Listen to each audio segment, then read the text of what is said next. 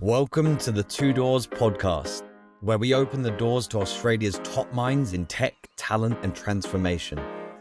Hosted by Alexander Gill, founder of Two Doors Recruitment, we cut through the noise with real conversations from leaders building the future of work. Subscribe to the show to hear and see more of these types of conversations. Let's get into it. Ladies and gentlemen, welcome to the Two Doors podcast. I am here with Kruti Patel. Kruti is an accomplished technology leader with over 17 years of experience in mobile and web technology development and team management at various product companies. Currently serving as Chief Technical Officer at CareLever in Australia, Kruti has a proven track record in driving innovation and leading high-performance engineering teams. She is passionate about leveraging her expertise in AI, analytics, and software engineering to build impactful solutions. A frequent speaker at industry events, Kruti enjoys sharing her insights on technology, leadership, and the future of mobility. She is dedicated to fostering diversity in tech and mentoring the next generation of innovators. Kruti, welcome to the podcast. Thank you. Looking forward to it. How do you feel when you hear that? Like it's very impactful. To be honest, I don't think it is that special unless people like you come and tell me that, oh, you have done really well in the industry. That's when I get to realize that maybe I have done really well. But overall, I just love what I do. So just keep doing that, I guess.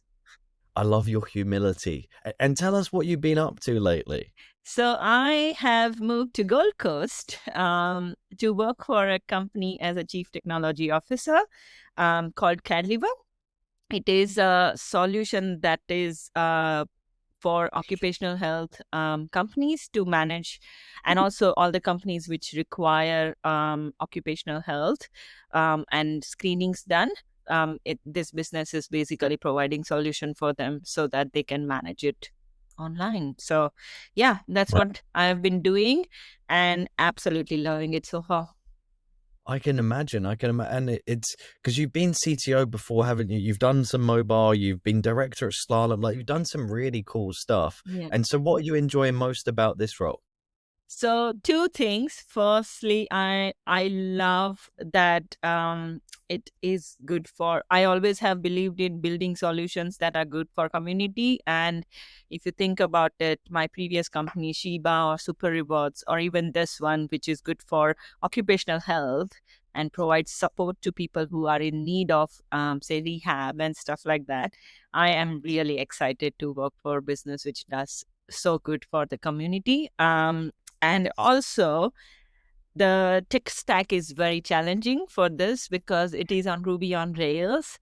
And we have some legacy system as well. And we have Angular front end for some stuff. So the tech stack is really fun and challenging for me to work on because I've not really worked on Ruby on Rails before. And I'm hands-on over here, which is really good. So yeah. Wow, I can imagine your time management skills are just growing every day. I see that as leaders are the best multitaskers because you have to be able to context switch, don't you? Of like, hey, this version of me has to turn up here and this version of me has to turn up here. And talking about leadership as well, like how has your leadership style evolved over the years? Like what are the key lessons you've learned? So one of the first biggest lesson I've learned is I have a very genuine personality of being very kind to people and very, very supportive. And I'm very proud of that as well. So I didn't want to lose that throughout my leadership journey. But at the same time, finding that balance of being authoritative when things needs done or there is tight deadlines or when there are challenging people you have to work with, you have to be a little bit more practical at that time instead of focusing just on emotions. And I've loved the journey of myself growing from super kind, super, no, everything's good and yeah, kind of a personality to actually focusing on being good to people along with making sure business outcomes are delivered as well. So, yeah. Yeah, I found I had to grow assertiveness a lot more because like where you're so kind, like kindness is one of my values, right? Yeah. Another one of my values is respect and Yeah. health. And so you live through your value system, but in leadership, it's like not going, oh yeah, like yeah, you should have been there, and where were you? It's like, hey, you said you were going to be there. Is everything okay? And leading with, I'm finding a lot of people are talking more about empathy lately. I don't know why, or if you're hearing that. It's like you have to be leader, people first. Yeah, well, it should have been the case always in my mind. Like, if you are a leader, you are dealing with people more. So you have to be people first so that you get the outcome business needs from them, because in the end they are the ones who are delivering the business what they need, and they are the ones who are working. So for me, people first is always the mindset, because we spend so many hours of our day on work life, and if we are not working together well, or we are not happy with working with each other, then it just makes a very toxic environment, and you take it home as well. So consistently, it's like a vicious cycle that you are going to, right? So I actually prefer that that like have a really good bonding with people that I work with, even personally. Like, I know about their life, and I share about my intentionally as well, so that we have um something other than just work talking to talk about when we start. I love that Oh, approach. yeah. I'm similar. You're leading with heart, but having a connect, because we're emotional beings that think. Like everyone has emotion, everyone's got a life, and Yeah. if you're coming to work, you may as well be on a journey together. And I love what the point you were like, hey, I'm doing Ruby on Rails and Angular. I haven't done this before. Talk us through how you approach that, because somebody who's like a junior might get overwhelmed and go, hey, I've only done JavaScript, Node, and React, and now there's this demand over here. But obviously, this is not your first time doing this. Yeah, yeah.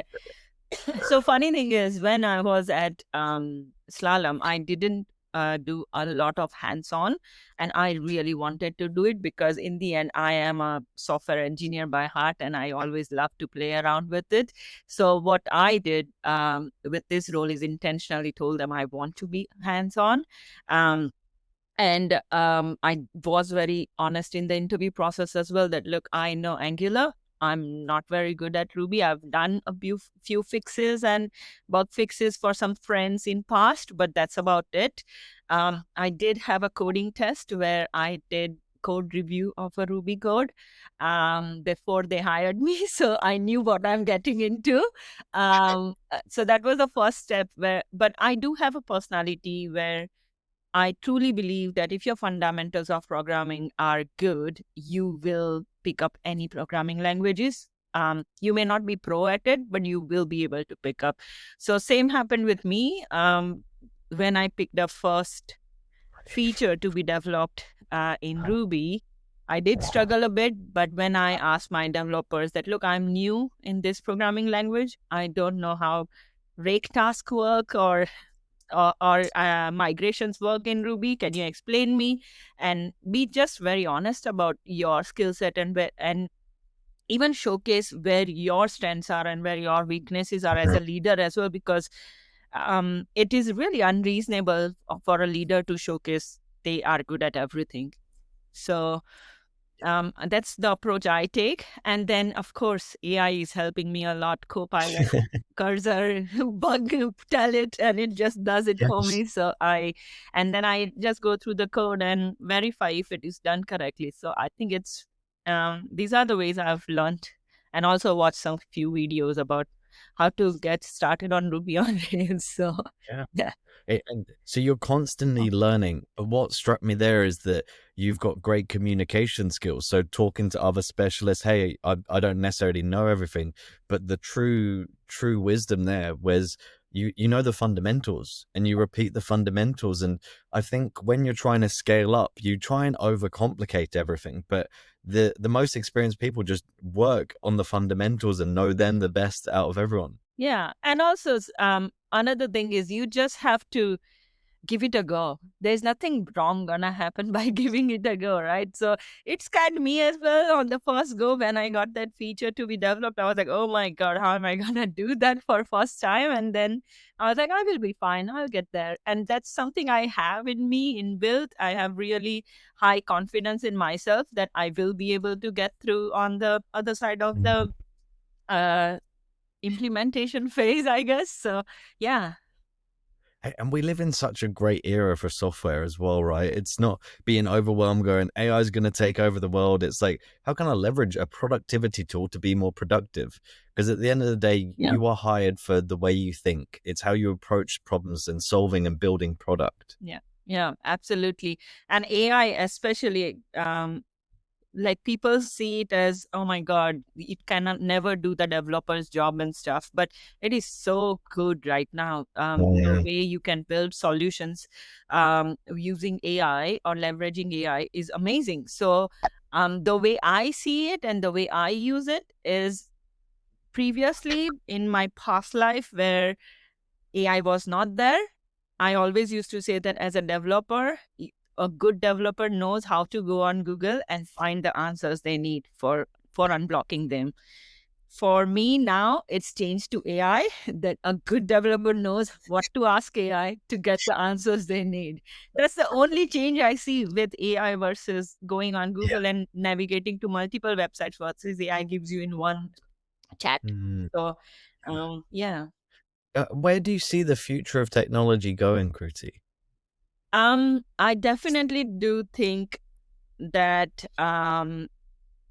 I think we may not have concept of junior or senior engineers anymore in future, and it will be more engineers who are leveraging AI to build the solutions. There would be people with more senior expertise versus someone who is new to use AI, like someone who is just a college pass out or something like that. But in general, I genuinely think that it's very similar. My CEO gave me that example, and I really like that example. It's very similar to when we had, I would say, notepad, or hard physical notepad, where accountants were writing down all the accounts and then calculating and giving you a piece of paper. And then initially, everyone was hesitant in picking up Excel, Microsoft Yeah. Excel. But once Microsoft Excel picked up, they was like more familiar tool to use for accountants. Now it makes their life so much easier. It didn't remove accountants' jobs. It's just made their lives easier and more efficient. I see AI same way. It will make our engineers' life more efficient. It will not remove our jobs really. So yeah. Mm. And on that point as well, I'm seeing in terms of like salaries, I'm seeing like mids and seniors that the gap is really shortening. Like Yeah. a good mid-level, like 5, 6 years, like or traditional how we saw it, right?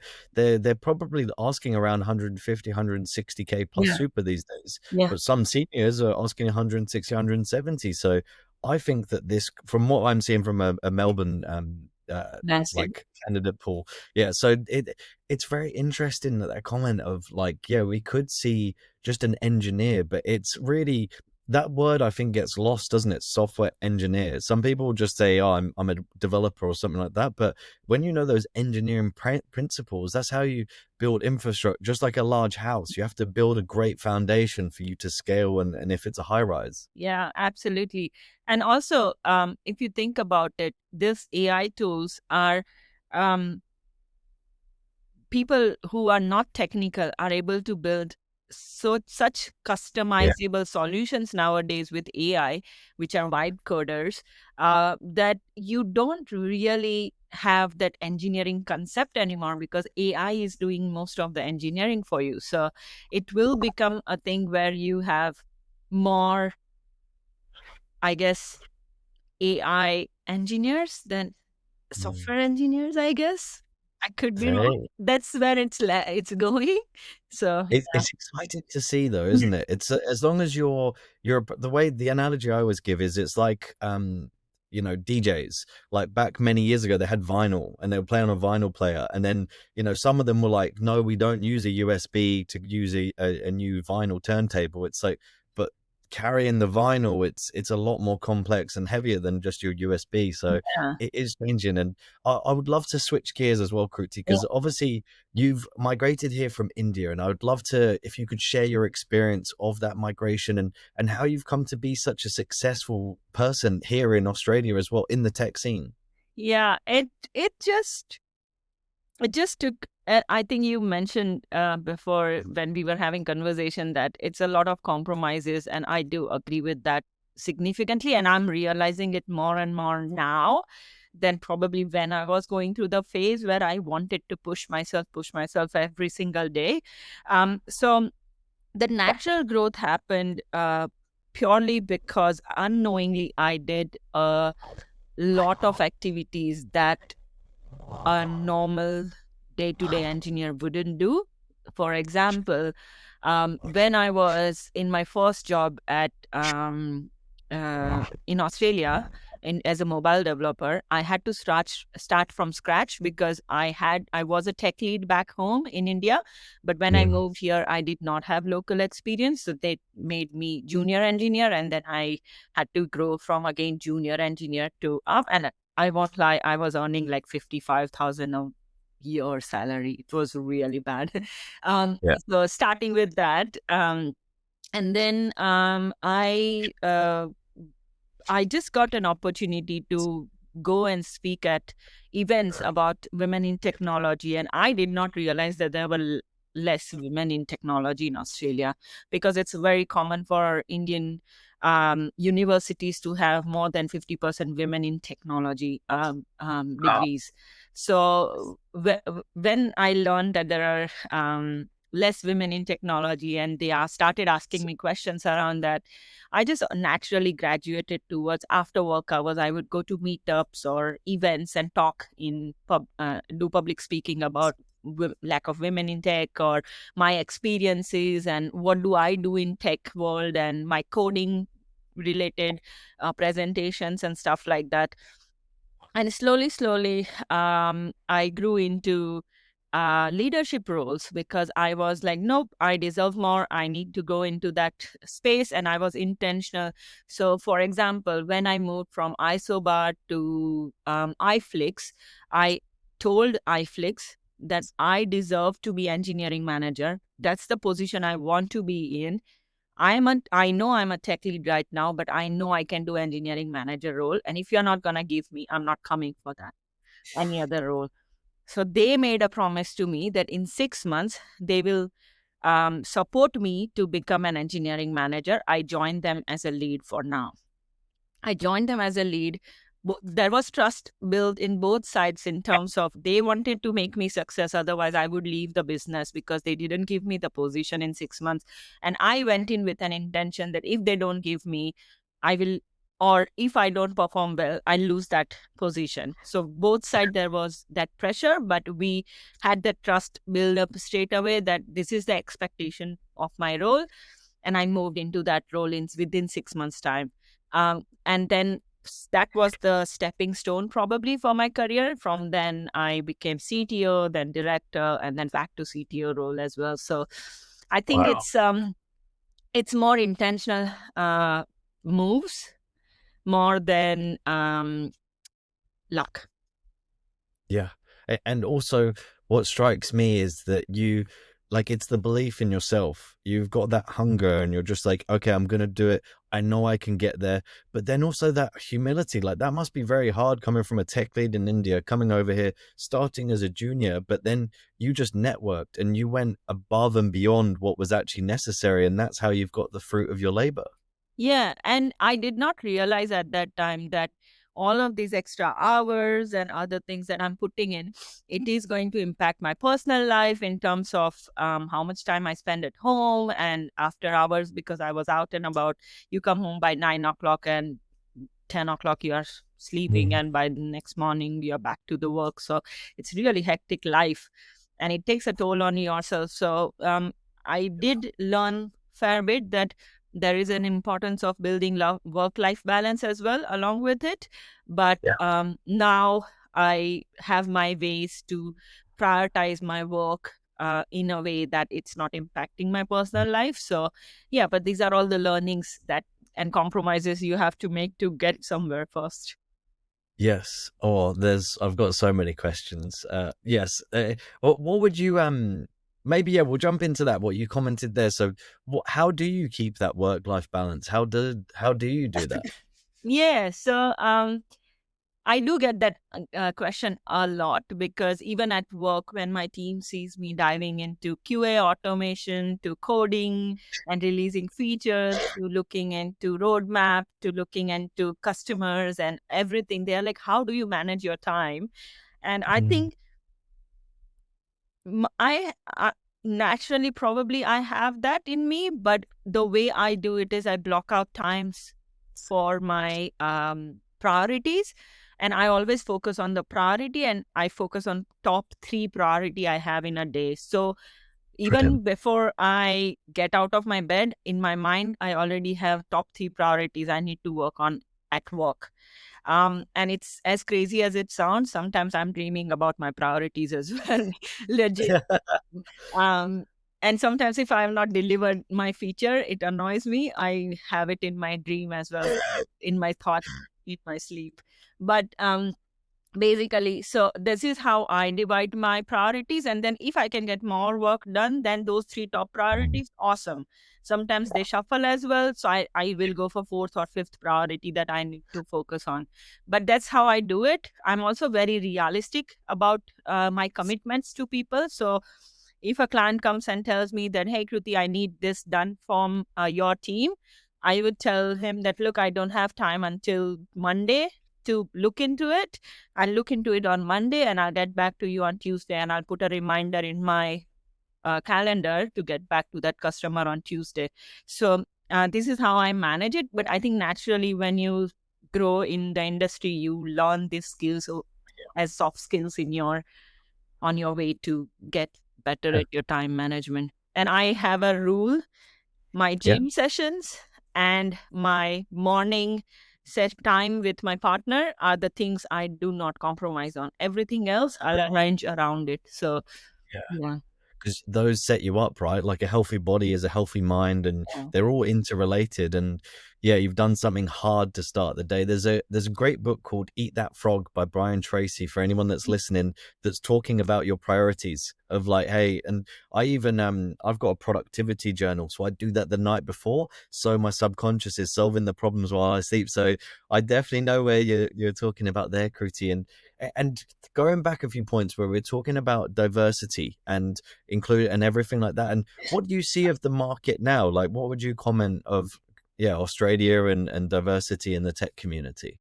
So I could be wrong here, but my observation is that we sort of have done better in terms of recruiting more women in our industry.